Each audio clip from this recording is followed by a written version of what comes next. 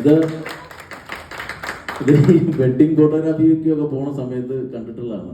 ഈ പക്കമേളക്കാര് താലി കെട്ടുന്നതിന്റെ കുറച്ച് അപ്പുറത്ത് വന്ന് പക്കമേളക്കാരിരിക്കൂലേ, ഇരുന്നിട്ട് ഇവരിങ്ങനെ ചെക്ക് ചെയ്യുന്നതാണ്, ഓരോ വാദ്യോപകരണങ്ങൾ ചെക്ക് ചെയ്യുന്നതാണ്.